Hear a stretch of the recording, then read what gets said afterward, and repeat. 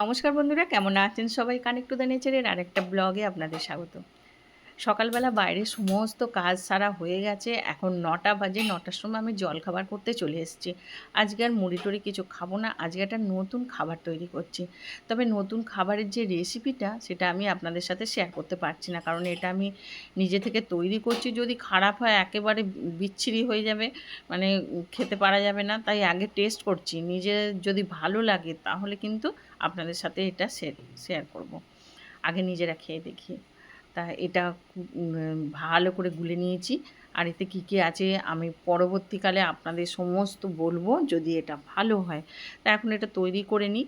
একটা প্যানকেকের মতোই তৈরি হবে, তবে এটা আটা ছাড়া তৈরি করেছি। দেখা যাক কী হয়।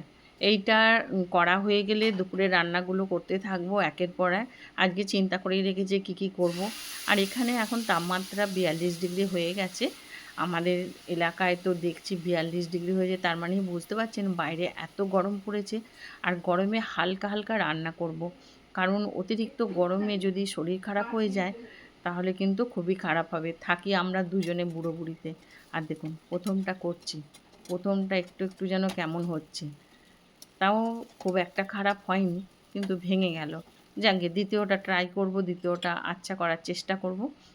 আর তার জন্য অল্প একটু তেল দিয়ে দিলাম। তেল দিয়ে এখানে গোলাটা ঢেলে দিচ্ছি। ঢেলে দিয়ে এটাকে আস্তে, আস্তে করব। আশা করছি ভালোই হবে খেতে। প্রথমেরটা যদি ওরকম উঠে থাকে নিশ্চয়ই এটা ভালো হবে। আর এটা ভালো হলে স্বাদ যদি ভালো হয়েছে, আমি কিন্তু রেসিপিটা সম্পূর্ণ একটা রেসিপি নিয়ে এসে আপনাদের শেয়ার করব। আর এখানে দেখুন আমার বেশ ভালোই উঠে যাচ্ছে। এই গরমের মধ্যে এরকম যদি হালকা-ফুলকা করি খাবার, বাচ্চাদেরও টিফিন দিতে খুব ভালো লাগবে। বাচ্চারাও খুব ভালো খাবে। এতে যা, যা জিনিস দেয়া রয়েছে। আর দেখুন খুব ভালো লাগছে আর আমার মোটামুটি হয়েই গেল। আমার হাসব্যান্ড খাবার জন্য বলছিল। আমি ৫ মিনিট অপেক্ষা করতে বলেছি আর এখানে সস দিয়ে, দিয়ে দিলাম। নিশ্চয়ই ভালো লাগবে। আর এখন আমি ভাত বসিয়ে দিয়েছি। এদিকে আস্তে, আস্তে আমি রান্নাগুলো সারতে থাকি। আপনাদের আগেই বললাম এত গরম পড়েছে, গরমে কিন্তু বাইরে কোনো কাজ আর করতে পারছি না। যা করার সকালবেলা করেছি, সব গাছে পালায় জল দেওয়া হয়ে গেছে। কিন্তু ছাদের গাছগুলো রাত্রির বেলা গিয়েও জল দিতে হয়। নইলে গাছগুলো কেমন যেন হয়ে থাকে। এখন আমি কি করব, ডালটা একটু সিদ্ধ করে রেখেছিলাম, অড়হর ডাল করছি। অড়হর ডাল ঠান্ডা তো, তাই সিদ্ধ করে রেখেছিলাম, এটাকে একটু ফোড়ন দিয়ে নেব। আমরা সাধারণত অড়হর ডালে ৫ ফোড়ন, শুকনো লঙ্কা দিই আর একটু রসুন ফোড়ন দিয়ে দিই। আর রসুন ফোড়ন দিয়ে একটু তেজপাতাও দিই। আর দিয়ে ডালটা ঢেলে দিয়ে নামাবার সময় একটু ঘি দিয়ে দিই। এইভাবে আমরা অড়হর ডালটা করতে থাকি। আর অড়হর ডালটা এখানে করছে, এদিকে ভাতটাও হচ্ছে। ভাতটা হয়ে গেলে চিন্তা করে রেখেছি কিছু আলু, পটল কুচিয়ে ভাজবো। এটা আমার হাসব্যান্ডের খুব ভালো খাবার। আলু, পটল কুচানো ছোটো, ছোটো করে কুচিয়ে ভাজলে খুব ভালোবাসে। তা সেইটাই ভাবছি করব ডালের সাথে ভাজাটা।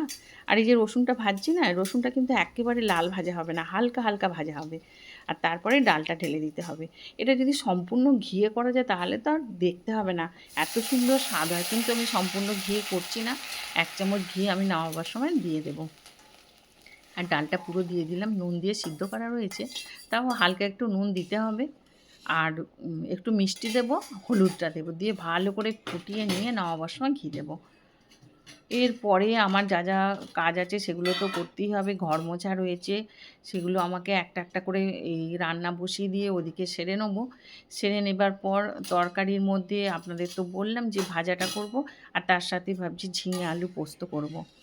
না হলে ঝিঙেগুলো শুকিয়ে যাচ্ছে। ঝিঙে আলুর একটু পোস্ত করে নেবো। এই গরমে বেশ ভালোই লাগবে। ডালটা আমার ফুটতে থাকুক, আমি ভাজা টাজাগুলো সব রেডি করে নিই।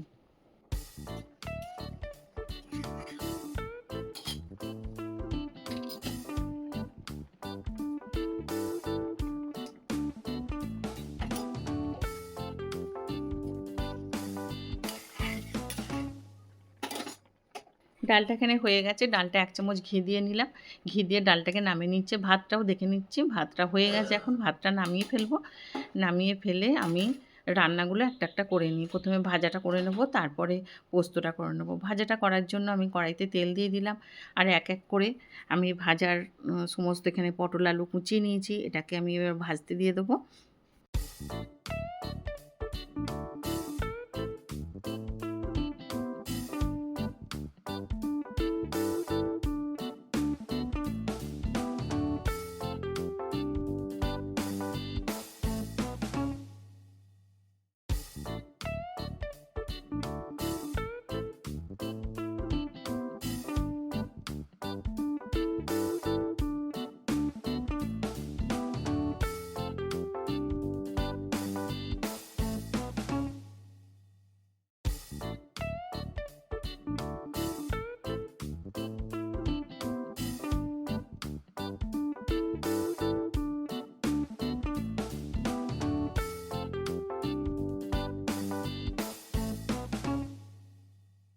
ভাজার কড়াইয়ের মধ্যেই তেল দিয়ে দিলাম, শুকনো লঙ্কা একটু ফোড়ন দিয়েছি, আর এখানে ঝিঙে আলু কেটে ভালো করে ধুয়ে নিয়েছি। এটাকে ভালো করে দিয়ে নিয়ে এটাকে একটু ভেজে নেব। এখন নুন দেবো না, নুন দিলে জল বেরিয়ে যাবে, তাই এটাকে হালকা করে নেড়ে দিয়ে এবার এটাকে একটু চাপা দিয়ে রেখে দেবো। একটু ভাজা ভাজা হয়ে গেলে তারপরে নুন দেব। এখন এটাকে ভালো করে নেড়ে নিই, নেড়ে চাপা দিয়ে আমি রেখে দিই। কিছুক্ষণ পরে দেখাচ্ছি, দেখুন আমার মোটামুটি ভাজা ভাজা। নুনটা দিয়ে ভালো করে নেড়ে দিচ্ছি, নেড়ে দিয়ে আবার একটু চাপা দিয়ে রেখে দিলে এর থেকে কিন্তু জল বেরোতে শুরু করবে। আর আমি ভালো করে নুনটা দিয়ে এটাকে একটু নেড়ে দিচ্ছি। এইভাবে আপনারা করে দেখবেন, তাহলে কিন্তু খুব ভালো হবে, আর এতে জল দিতেও লাগবে না। এখন আমি দেখাচ্ছি, দেখুন এর থেকে প্রায় জল বেরিয়ে গেছে, ভালোই জল বেরিয়েছে। আর আমার পোস্ত বাটাই ছিল, সেইটা আমি এখানে অর্ধেকটা দিয়ে দিচ্ছি। দিয়ে এটাকে ভালো করে নেড়ে আমি আস্তে করে গ্যাসটাকে কমিয়ে দেবো, দিয়ে চাপা দিয়ে দেবো। আমি এরকম মশলা বেটেই রেখে দিই অনেক সময়, কারণ এত কাজের মধ্যে দিয়ে আবার মশলা তৈরি করা খুব কষ্টকর হয়ে পড়ে। এটা ঢাকা দিয়ে দিলাম। চলুন আমি এবার আর একটা কাজ সেরে আসি। এখন এখানে কিছু ভাত দিয়ে দিয়েছি একটা গামলির মধ্যে, আর দেখুন চলে এসেছে সব। এক এক জায়গায় এক এক রকমভাবে খাবার দিই, আর এক এক ধরনের প্রাণী এসে এখানে খেয়ে থাকে। আজকে তো এরা পুরো, এদের যত ফ্যামিলি আছে সব এসে খাওয়া দাওয়া শুরু করে দিয়েছে। আপনারা দেখতে থাকুন কি সুন্দর ওরা মজা করে খেতে থাকে। আর হ্যাঁ, এদের কজন ফ্যামিলি মেম্বার এসে এখানে খাওয়া দাওয়া করলো সেটা কিন্তু অবশ্যই আপনারা কমেন্ট বক্সে আমাকে জানাবেন।